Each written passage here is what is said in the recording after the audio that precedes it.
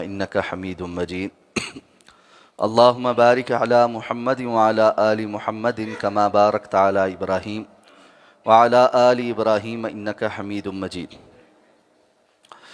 عن جابر رضي الله تعالى عنه أن رسول الله صلى الله عليه وسلم قال: نحرت هاهنا ومنى كلها منحر فانحروا في رحالكم، ووقفت هاهنا وعرفة كلها موقف،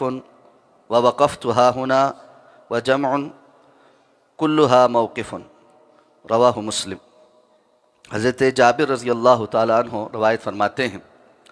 کہ جناب نبی کریم صلی اللہ علیہ وسلم نے ارشاد فرمایا کہ میں نے اس جگہ قربانی کی ہے جب کہ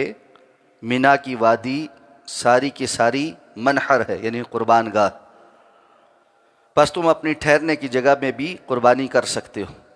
اور میں نے اس جگہ وقوف کیا ہے جب کہ عرفہ سارے کا سارا موقف ہے، اور میں نے مزدلفہ میں اس جگہ وقوف کیا ہے جب کہ مزدلفہ سارے کا سارا موقف ہے۔ اس حدیث کو امام مسلم نے روایت کیا ہے۔ حج سے متعلقہ احکام و مسائل ذکر ہو رہے ہیں،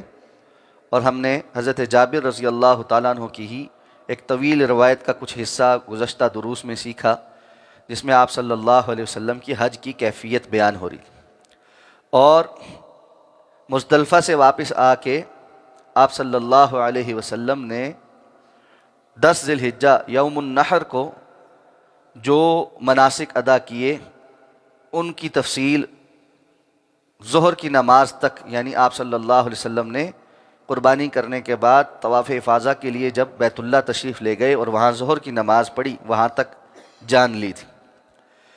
علامہ ابن حجر العسقلانی رحمہ اللہ یہاں پر حضرت جابر رضی اللہ تعالیٰ عنہ کی ہی ایک اور روایت لے کر آئے ہیں تاکہ اس موقع پہ چند باتوں کی وضاحت ہو جائے، اور اس میں آپ صلی اللہ علیہ وسلم کی یہ حدیث مبارکہ اس بات کو واضح کرتی ہے۔ آپ نے فرمایا کہ میں نے اس جگہ قربانی کی ہے، یعنی صحابہ کو آپ نے مخاطب کر کے فرمایا کہ جس جگہ آپ کے اونٹ بندھے ہوئے تھے آپ نے وہاں مینا میں قربانی کی، تو کوئی یہ نہ سمجھے کہ قربان گاہ صرف یہ جگہ ہے جس جگہ میں نے قربانی کی، بلکہ مینا پورے کا پورا منحر ہے، قربان گاہ ہے۔ یقیناً رسول اللہ صلی اللہ علیہ وسلم کو اس بات کا اندازہ تھا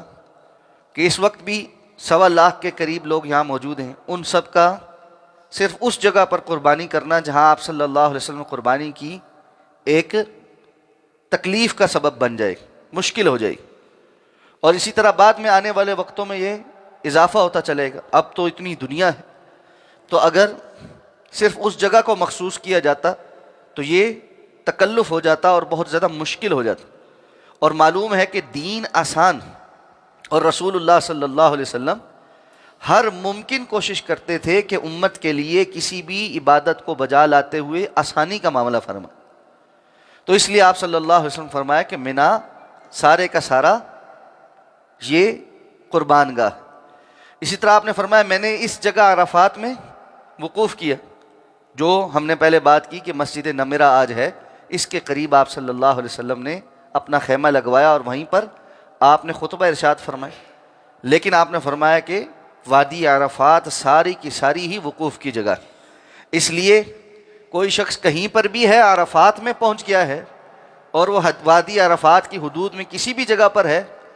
اور اس نے وہاں پر ہی وقوف کیا ہے، تو اس کا حج درست۔ تو وہ ساتھی جو بہت زیادہ تکلف کر کے،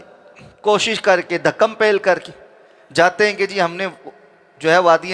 وہ مسجد نمرہ ہی پہنچنا ہے، تو بنیادی طور پر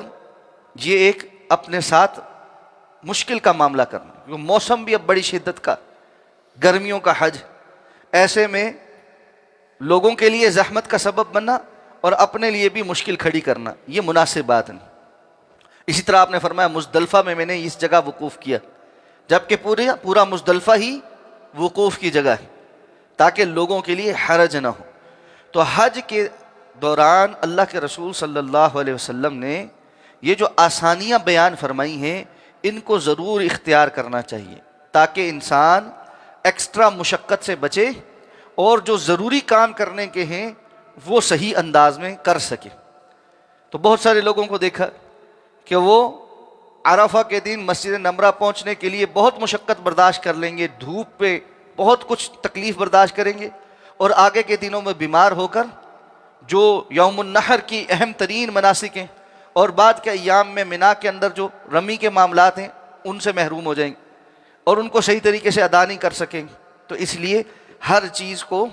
اس انداز میں کرنا چاہیے جس انداز میں سہولت بھی ہو، اور خاص طور پہ اب جو وہاں پر انتظامیہ نے معاملات بنائے ہیں